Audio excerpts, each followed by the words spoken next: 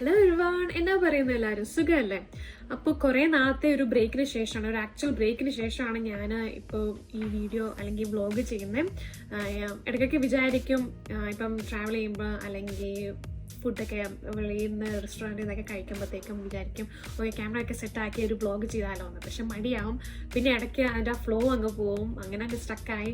പിന്നെ അങ്ങനെ പോസ്റ്റ്പോൺ ചെയ്ത് ശരിക്കും പറഞ്ഞാൽ ഇന്ന് രണ്ടും കൽപ്പിച്ച് ഞാൻ വിചാരിച്ചു ഇന്ന് ഒരു വ്ളോഗ് ചെയ്യാം, ഒരു വീഡിയോ ഷൂട്ട് ചെയ്യാമെന്ന് വിചാരിച്ചു. അപ്പം ഇന്ന് ആക്ച്വലി ഒരു വീക്ക് ഡേ ആണ്. ഞാൻ ഫ്രൈഡേ ആയി വീഡിയോ ഷൂട്ട് ചെയ്യുന്നത്. കുഞ്ഞിന് വയ്യാത്തതുകൊണ്ട് ഞാൻ സിക്ക് ലീവ് എടുത്തു. ഡാഡ ആയിരുന്നു ഇത്രയും ദിവസം സിക്ക് ലീവായിട്ട് വീട്ടിൽ നിന്ന്. ഇന്ന് ഡാഡയ്ക്ക് പോകാനുള്ളതുകൊണ്ട് ഞാൻ സിക്ക് ലീവ് എടുത്ത് വീട്ടിൽ നിന്നു. അപ്പോൾ ഫ്രൈഡേയും കൂടെ ഉണ്ടല്ലേ, അപ്പോൾ നമുക്കൊന്ന് 3 ദിവസം അടുപ്പിച്ച് കിട്ടുകയും ചെയ്യും, കുഞ്ഞിൻ്റെ കൂടെ ഇരിക്കാമെന്ന് വിചാരിച്ചു. അപ്പോൾ കുറേ നാളത്തെ ബ്രേക്കിന് ശേഷം ആയതുകൊണ്ട് എന്തായാലും ആ ഒരു ഹിക്കപ്സ് എന്തായാലും നിങ്ങൾക്കും ഫീൽ ചെയ്യുന്നുണ്ടായിരിക്കും. പക്ഷെ അത് ക്ഷമിക്കുക, തിരിച്ച് പഴയ ആ മോഡിലേക്ക് വരാൻ ഞാൻ ഉറപ്പായിട്ട് ശ്രമിക്കുന്നതായിരിക്കും. അപ്പോൾ അധികം ഒന്നും പ്രശ്നങ്ങളില്ലാതെ പിന്നെ തിരിച്ച് നോർമൽ മോഡിലേക്ക് വരാൻ ഞാൻ ഉറപ്പായിട്ടും ട്രൈ ചെയ്യുന്നതായിരിക്കും.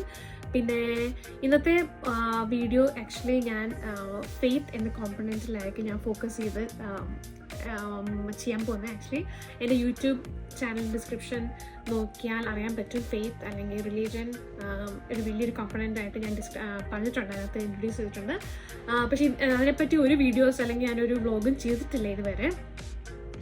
ചെയ്യണമെന്നൊക്കെ വിചാരിച്ചിട്ടുണ്ട്, പക്ഷേ ഒന്നെങ്കിൽ ഞാൻ ട്രാവൽ വീഡിയോസ് അല്ലെങ്കിൽ ഫുഡ് ക്രിറ്റിക് അങ്ങനത്തെ വീഡിയോ സാധാരണ ചെയ്തിട്ടുള്ളത്. പിന്നെ ലാസ്റ്റായിട്ട് ഞാൻ ചെയ്തതെന്ന് പറഞ്ഞാൽ ഡാൻസ് ദിവാലിക്ക് ഇവിടെ ചെയ്ത ഒരു വീഡിയോ ആണ് ഞാൻ ലാസ്റ്റായിട്ട് പബ്ലിഷ് ചെയ്തത്. പക്ഷേ അങ്ങനെ ഇരിക്കുമ്പോഴാണ് ഇപ്പം കുഞ്ഞിന് എന്തായാലും വെറുതെ ഇരിക്കുകയാണല്ലോ ഇന്ന്, വേറെ ഒരു പ്രത്യേകിച്ചൊന്നും പരിപാടിയില്ല. അപ്പം വിചാരിച്ചു എങ്ങനെയെങ്കിലും ഈ ദിവസം ഒന്ന് പ്രൊഡക്റ്റീവായിട്ട് ചെയ്യണമെങ്കിൽ എന്തുകൊണ്ട് ഈ വ്ളോഗ് ചെയ്തുകൂടാ അങ്ങനെ വിചാരിച്ചാൽ. അപ്പം കുഞ്ഞു റെസ്റ്റ് ചെയ്യണം, അപ്പം ഞാൻ വിചാരിച്ചു അപ്പം എന്തായാലും ടൈമുണ്ട് ചില്ല് ചെയ്ത് ഇത് ചെയ്യാമെന്ന് വിചാരിച്ചു. അപ്പോൾ വേറൊന്നുമല്ല, ഞാൻ ഇപ്പം നമുക്കെല്ലാവർക്കും ആണെങ്കിൽ നാട്ടിൽ തന്നെ ഇപ്പം നമ്മുടെ മാതാപിതാക്കൾ, നമ്മുടെ പേരൻസ് ഒക്കെ ആണെങ്കിൽ നമ്മൾക്ക് കുഞ്ഞുനാളിലെ ഇൻട്രൊഡ്യൂസ് ചെയ്തൊരു ഫാക്ടറാണ് നമ്മൾ പള്ളിയിൽ പോകണം, സൺഡേ ആയ പള്ളിയിൽ പോകണം. അതുപോലെ തന്നെ സൺഡേ സ്കൂൾ അത് കഴിഞ്ഞിട്ട് സൺഡേ സ്കൂളിൽ ഇരിക്കണം, മെമ്മറി വേഴ്സ് പഠിക്കണം, ആക്ഷൻ സോങ്സ്, പിന്നെ അതിനകത്തുള്ള കോമ്പറ്റീഷൻസിലൊക്കെ പങ്കെടുക്കുക. അങ്ങനത്തെ എല്ലാ കാര്യങ്ങളും പള്ളി കാര്യങ്ങളിൽ ആക്റ്റീവായിട്ടിരിക്കുക, ഇൻവോൾവായിട്ടിരിക്കുക.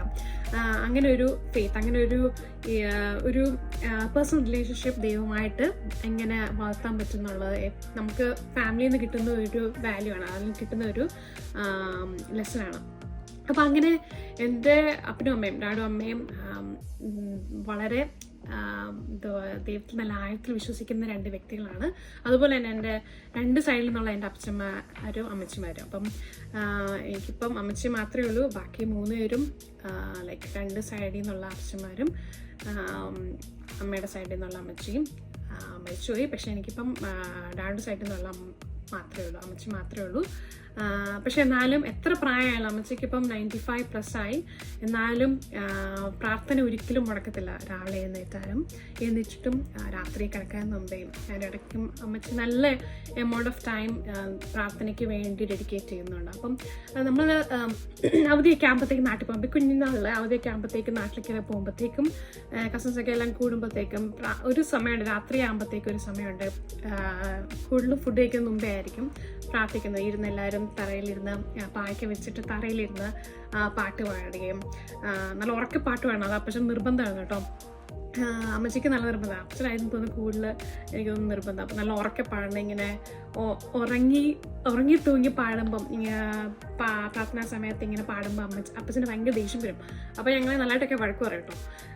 അമ്മച്ചി ഇത് കേട്ട് എന്താ പിള്ളേരെ ഉറങ്ങിയിരിക്കുന്നേ, ബാക്കി സമയത്തിനൊക്കെ നിങ്ങൾക്ക് ഭയങ്കര ആക്റ്റീവായിട്ടിരിക്കാൻ പറ്റുമല്ലോ, ആ സമയത്തൊക്കെ നിങ്ങൾ ഭയങ്കര വന്നിരിക്കും, പ്രാർത്ഥിക്കുമ്പോൾ മാത്രം എന്താ നിങ്ങളിങ്ങനെ ഉറങ്ങിയൊക്കെ ഇരിക്കുന്നത്, ഒന്ന് ഓക്കെ ആയിട്ട് എന്നൊക്കെ ശരിയായിട്ടൊക്കെ ഒന്ന് പ്രാർത്ഥിച്ചതെന്നൊക്കെ പറയും, പാട്ടൊക്കെ പാടിക്കാം. അപ്പം എന്താ കോമ്പറ്റീഷനാണ്. അപ്പോൾ എല്ലാവരും ബാക്കി കസിൻസുമായിട്ടൊക്കെ ഒന്ന് ശരിക്കും കോമ്പറ്റീഷനായിട്ട് ബാക്കി എല്ലാ അടുത്തുള്ള വീട്ടുകാരൊക്കെ കേൾക്കുന്ന രീതിയിൽ ഞങ്ങൾ പാടും.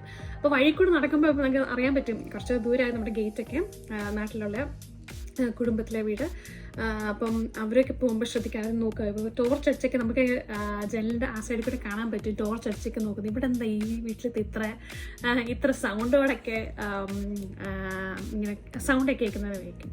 അപ്പം അങ്ങനെയൊക്കെ ഓരോരോ ഓർമ്മകളും. അപ്പോൾ ശരിക്കും ഞങ്ങൾ വിചാരിക്കും അങ്ങനത്തെയൊക്കെ ഓരോരോ ഒരു ബേസ് അല്ലെങ്കിൽ ആ ഒരു ട്രഡീഷനിൽ വളർത്തിയോണ്ടാന്ന് തോന്നുന്നു. ഇപ്പോഴും ഏത് പ്രായമായാലും ഇപ്പം ഞങ്ങൾ കുഞ്ഞിലെ അങ്ങനെ ഒരു രീതിയിൽ ആ ഒരു ചിട്ടയോടെ വളർത്തിയോണ്ടായിരിക്കും ഇപ്പോഴും ഞങ്ങൾക്കൊരു ഇമ്പോർട്ടൻ്റ് ആയിട്ടുള്ളൊരു ഫാക്ടറാണ് പ്രാർത്ഥന, പള്ളിയിൽ പോകുന്നത്.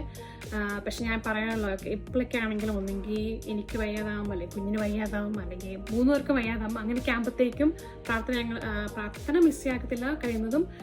പക്ഷെ ഞങ്ങൾ പള്ളി ഇടയ്ക്കിടയ്ക്ക് ഇങ്ങനെ മിസ്സാക്കാറുണ്ട്. നേരത്തേക്ക് അങ്ങനെയല്ല, നേരത്തേക്ക് പഠിക്കുന്ന സമയത്തൊക്കെ ജോലി അത്ര ഇതാണെങ്കിൽ മാത്രമേ ഉള്ളൂ പള്ളി ഭംഗിയെന്ന്, അല്ലെങ്കിൽ പള്ളി മിസ്സാക്കത്തില്ല. പിന്നെ എന്താ സൺഡേ സ്കൂളിലൊക്കെ കുഞ്ഞുനാളിലെ ഡാഡും അമ്മയും ഭയങ്കരമായിട്ടും പറയുന്ന ഒരു കാര്യമാണ്, സൺഡേ സ്കൂളിലേക്ക് നിങ്ങൾ പഠിക്കുന്നതിൽ അത്ര ഫോക്കസ് ചെയ്യാതെ അല്ലെങ്കിൽ പ്രശ്നമില്ല, പക്ഷെ സൺഡേ സ്കൂളിൽ പോകണം, സൺഡേ സ്കൂളിൽ പരീക്ഷ എഴുതണം, അത് നിർബന്ധമായിരുന്നു കുഞ്ഞുനാളിലെ പോലെ. പക്ഷേ ഇപ്പോഴൊക്കെ ആ സമയത്തൊക്കെ ഓർക്കുമ്പോഴത്തേക്ക് വെയിലത്തൊക്കെ ഞങ്ങൾക്ക് രാവിലെ 7:30 തൊട്ട് 10 മണി വരെ ഞങ്ങളുടെ പള്ളി.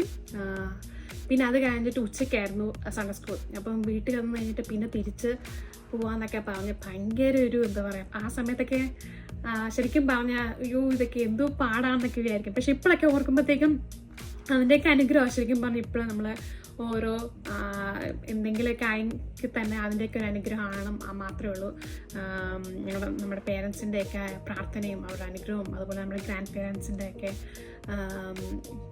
പ്രാർത്ഥനയും, മുട്ടിന്മേലുള്ള പ്രാർത്ഥനയും അവർക്ക് അത്രത്തോളം പ്രാധാന്യം കൊടുത്തതിലാണ് നമുക്കൊക്കെ ഇപ്പം നമ്മുടെ ആഗ്രഹങ്ങളൊക്കെ നിറവേറ്റാൻ പറ്റുന്നതും നമുക്കൊക്കെ ഓരോ കാര്യങ്ങൾ നേടിയെടുക്കാൻ പറ്റുന്നതൊക്കെ അവരുടെ ഓരോ പ്രാർത്ഥനയും അനുഗ്രഹം കൊണ്ടുള്ളത് കൊണ്ട് മാത്രമാണ്.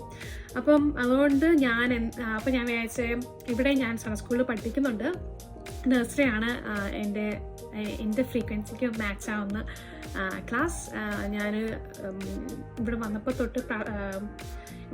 തൊട്ടൊക്കെ ഭയങ്കരമായിട്ട് ആക്റ്റീവായിട്ടുണ്ടായിരുന്നു കേട്ടോ സൺഡേ സ്കൂളിലൊക്കെ. പക്ഷേ പിന്നെ ഞാൻ പറഞ്ഞില്ല, ഇപ്പോൾ ആണെങ്കിൽ പല കാരണങ്ങളൊക്കെ ഇടയ്ക്കിടയ്ക്ക് ഇങ്ങനെ സ്റ്റക്കാവും. പക്ഷെ കഴിയുന്നത് ഞാൻ മാക്സിമം ശ്രമിക്കാറുണ്ട് സൺഡേ സ്കൂൾ കുഞ്ഞുങ്ങൾക്ക് അറിയുന്ന കാര്യങ്ങളൊക്കെ പഠിപ്പിച്ചു കൊടുക്കാനൊക്കെ, അത് ഫണ്ണാക്കാനും നോക്കുന്നുണ്ട്. അപ്പം സൺഡേ സ്കൂളിൽ ഞാൻ ഓരോ സൺഡേ സ്കൂൾ സെഷൻ തുടങ്ങുമ്പോഴും പഠിപ്പിക്കുന്ന ഒരു പാട്ടാണ് ഞാനിപ്പോഴത്തെ ഈ വീഡിയോയിൽ. അത് ഏത് പാട്ടാണെന്നും അതിൻ്റെ ആക്ഷൻ കൂടാണ്. അപ്പോൾ കുഞ്ഞുങ്ങൾക്ക് വേണ്ടിയൊക്കെ ആക്ച്വലി ഞാൻ ഇത് ഡെഡിക്കേറ്റ് ചെയ്യുന്ന ഈ വീഡിയോ നിങ്ങളും പഠിക്കുക. പേരൻസ് ഇത് കാണുന്നുണ്ടെങ്കിൽ ഉറപ്പായിട്ടും കുഞ്ഞുങ്ങളെ ഇത് പഠിപ്പിക്കാം. വളരെ സിമ്പിളായിട്ടുള്ള പാട്ടാണ്, അതുപോലെ വളരെ അർത്ഥവത്തായിട്ടുള്ളൊരു പാട്ടാണ്. എല്ലാ കുഞ്ഞുങ്ങളും അറിഞ്ഞിരിക്കേണ്ട ഒരു പാട്ടും കൂടെയാണ്. അപ്പോൾ അതുകൊണ്ട് ഞാൻ ആദ്യം ഈ പാട്ട് ഒന്ന് പാടാം, അത് കഴിഞ്ഞിട്ട് ഞാൻ ഇതിൻ്റെ ആക്ഷൻ ഏതാ അങ്ങനെയാണെന്ന് പറഞ്ഞുതരാം. Okay. Every single cell in my body is happy. Every single cell in my body is fine. Every single cell in my body is happy. Every single cell in my body is fine. I thank you, Lord. I feel so good, 'cause every single cell in my body is fine. I thank you, Lord. I feel so good, 'cause every single cell in my body is fine. Simple അല്ലേ പാട്ട്? അപ്പോഴത്തേക്കും നമുക്ക് ഇതിൻ്റെ action song നോക്കാം.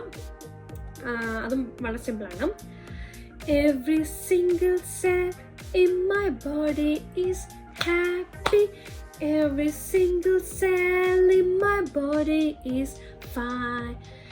Every single cell in my body is happy. Every single cell in my body is fine. I thank you, Lord. I feel so good, 'cause every single cell in my body is fine. I thank you, Lord. I feel so good, 'cause every single cell in my body is fine. അപ്പോൾ ഈ പാട്ട് പഠിച്ചു കഴിഞ്ഞിട്ട് പിന്നെ ഓരോ step കഴിയുമ്പോഴത്തേക്കും, ഓരോ round കഴിയുമ്പോഴത്തേക്കും അതിൻ്റെ അത് ഭയങ്കരമായിട്ട് ഫാസ്റ്റ് ആക്കാം. അപ്പോൾ അതിൻ്റെ ഇൻറ്റൻസിറ്റി കൂട്ടാം ആക്ച്വലി. ആദ്യം സ്ലോ ആയിട്ട് പാടുന്നു, പിന്നെ അതിൻ്റെ സ്പീഡ് നമുക്ക് ഇൻക്രീസ് ചെയ്യാൻ പറ്റും. അപ്പം ഭയങ്കരമായിട്ടും കോമ്പറ്റീഷൻ ആയിരിക്കും ആരാണ് ഏറ്റവും പെട്ടെന്ന് പാടുന്നതെന്ന്. അപ്പോൾ കുഞ്ഞുങ്ങൾക്ക് നല്ല ഇഷ്ടപ്പെടുന്ന ഒരു പാട്ടുമാണ്. നല്ല അർത്ഥവത്തായിട്ടുള്ള സിമ്പിളായിട്ട് ദൈവത്തെ പറ്റി പറയാൻ പറ്റുന്ന ഒരു പാട്ടും കൂടെയാണ്. അപ്പം ഈ പാട്ട് നിങ്ങൾക്ക് ഈ പാട്ട് നിങ്ങൾക്ക് നേരത്തെ നിങ്ങളുടെ സൺഡേ സ്കൂൾ ലെസൺ ക്ലാസ്സൊക്കെ നടക്കുമ്പോഴത്തേക്ക് നിങ്ങൾ പഠിച്ചിട്ടുണ്ടെങ്കിൽ ഉറപ്പായിട്ടും കമൻസിൽ അറിയിക്കുക. ഇല്ലെങ്കിൽ കുഞ്ഞുങ്ങൾക്ക് പഠിപ്പിച്ചു കൊടുക്കുക. ഇപ്പോൾ സൺഡേ സ്കൂൾ ടീച്ചേഴ്സ് ആയിട്ടുള്ളവർ ഇത് കുഞ്ഞുങ്ങളെ ഉറപ്പായിട്ടും പഠിപ്പിക്കേണ്ട ഒരു പാട്ടാണ്. അടുത്തൊരു വീഡിയോയിൽ കാണുന്നവരെ Tata, bye bye, and God bless you. Take care.